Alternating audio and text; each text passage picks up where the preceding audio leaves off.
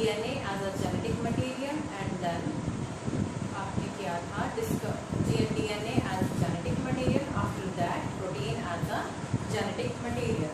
Now discovery of DNA के कल हम कर चुके थे डिस्कवरी ऑफ डीएनए में कि डीएनए को डिस्कवर किसने किया था, तो who was that person, that is Friedrich Miescher, जिन्होंने फर्स्ट सेल में न्यूक्लिक एसिड को देखा था और उन्होंने उसको वर्ड दिया था न्यूक्लियर. ठीक है. Now is occurrence of DNA. कहाँ कहाँ हमें ये मिलता है अक्रेंस ऑफ डीएनए? तो ये आपको प्रोकैरियोट्स में भी मिलता है,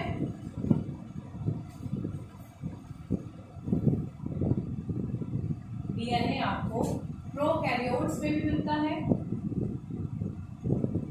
एंड यूकैरियोट्स में भी मिलता है, but there is something different in both the cells. Prokaryotes वो होते हैं जिनका एक वेल डिफाइंड न्यूक्लियस नहीं होता.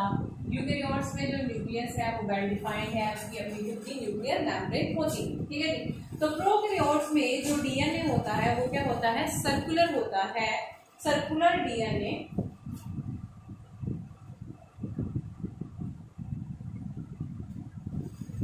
Named as nucleoid.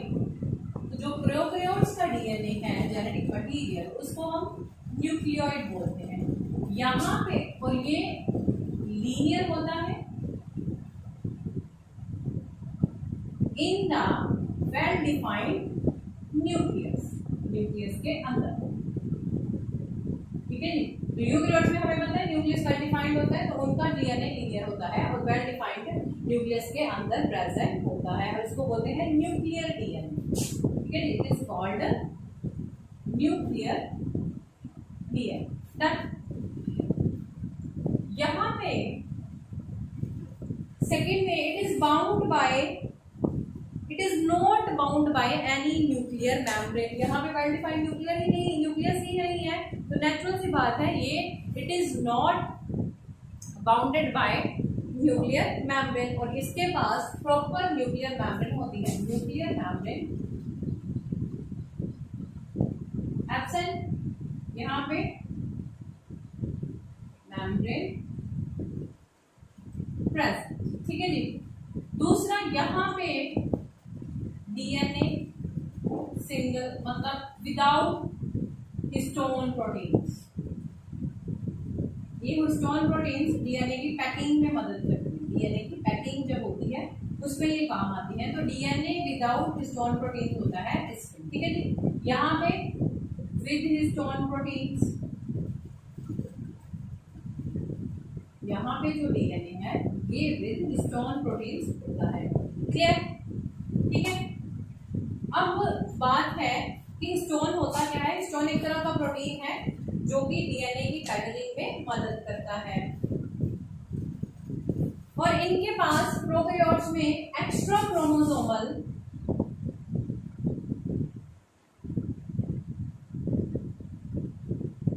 Plasmid present होता है.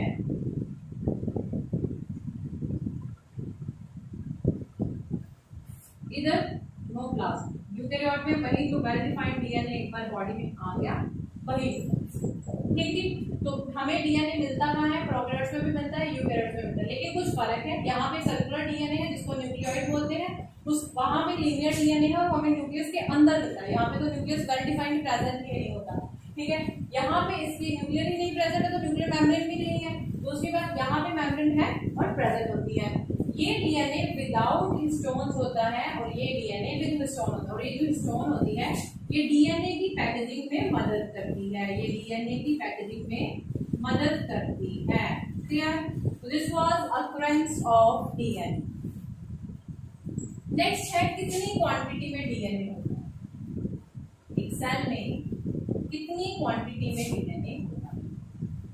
तो इसकी क्वांटिटी हमेशा क्या होती है, कांस्टेंट होती है. तो इसकी क्वांटिटी हमेशा कांस्टेंट होती है.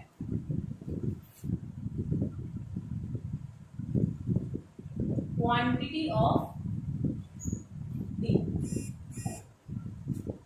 ऑफ डीएनए में constant in all the cells of the body.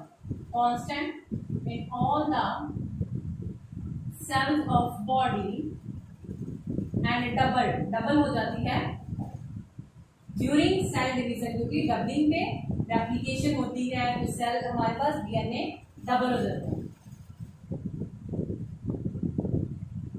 Clear? ठीक है, तो क्वांटिटी में आपके पास क्या है, डीएनए का कंटेंट जो है नॉर्मली कांस्टेंट होता है बॉडी के सारे सेल्स में, लेकिन डबल हो जाता है जब सेल डिवीजन होती है। Next is length of DNA. अब ये लेंथ कितनी है, तो लेंथ ऑफ डीएनए, डीएनए सबसे पहले एक तो लॉन्ग पॉलीमर है, न्यूक्लियोटाइड से बनता है। किससे बनता है? न्यूक्लियोटाइड से बनता है। तो DNA is defined as number of nucleotide और pair of nucleotide present in it. तो लेंथ ऑफ डीएनए ये एक पर्टिकुलर ऑर्गेनिज्म का कैरेक्टरिस्टिक होता है। तो लेंथ जो है हर एक डीएनए मॉलिक्यूल की डिपेंड करती है ऑर्गेनिज्म टू ऑर्गेनिज्म। जैसे ह्यूमंस की बात करें तो जो हैप्लॉइड बेस पेयर है that is 3.3 into 10 raised to power in humans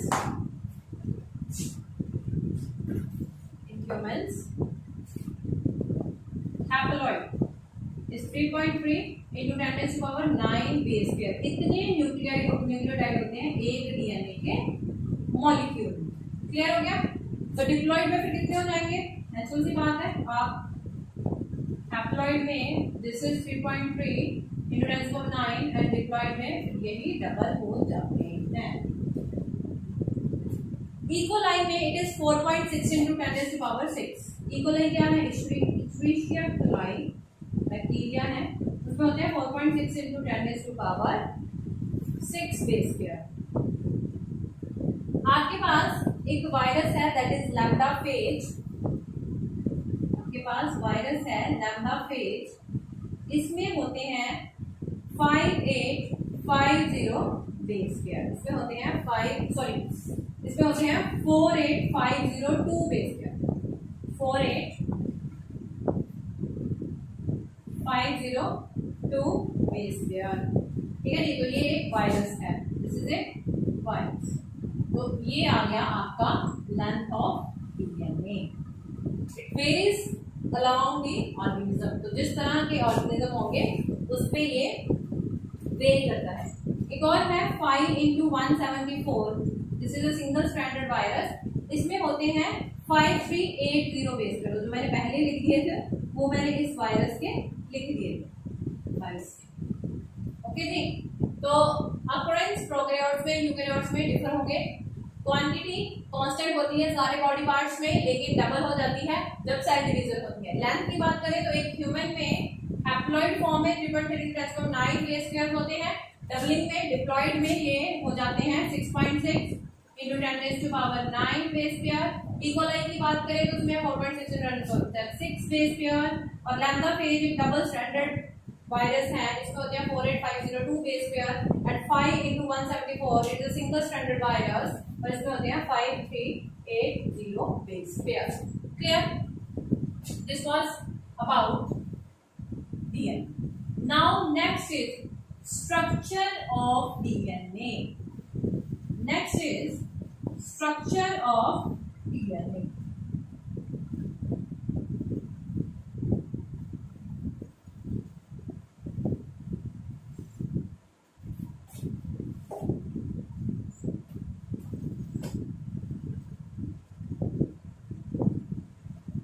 तो जो बेस्ट मॉडल आज तक का डीएनए का डिफाइन किया गया था that was defined by James Watson and Francis Crick.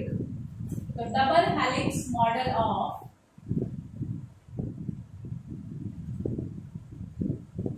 DNA was given by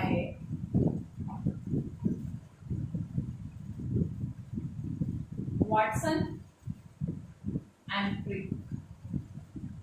ठीक है जी, तो हम एक गो थ्रू होते हैं इस चीज से कि वॉटसन और क्रिक ने, James Watson and Francis Crick ने डबल हेलिक्स मॉडल दिया था डीएनए का in 1953 based on Chargaff's rule and X-ray diffraction pattern.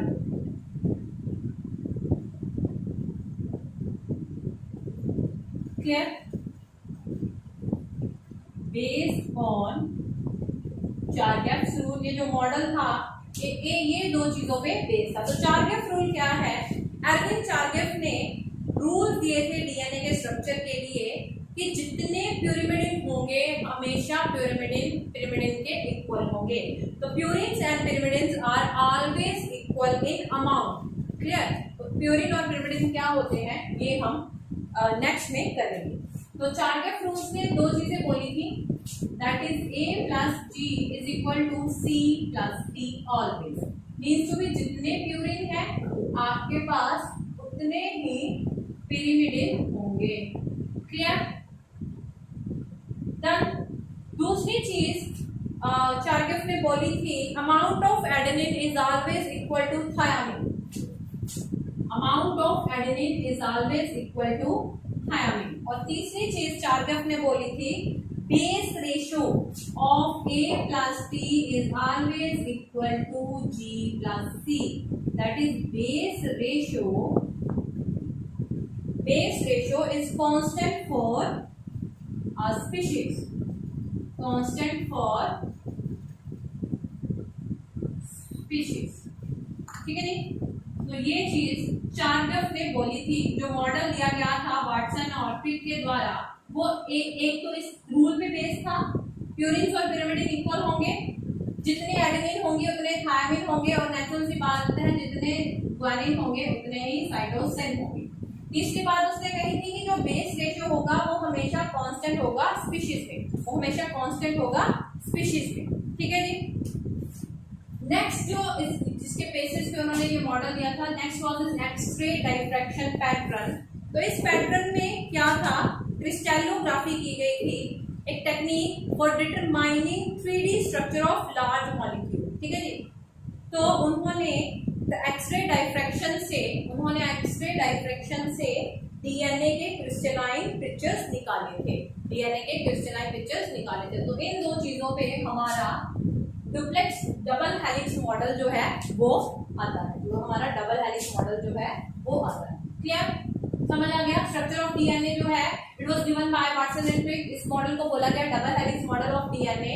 और ये मॉडल दो चीजों पे बेस्ड था, एक तो ये चारगेफ रूल पे बेस्ड था और दूसरा ये एक्स-रे डिफ्रैक्शन पैटर्न पे बेस्ड था।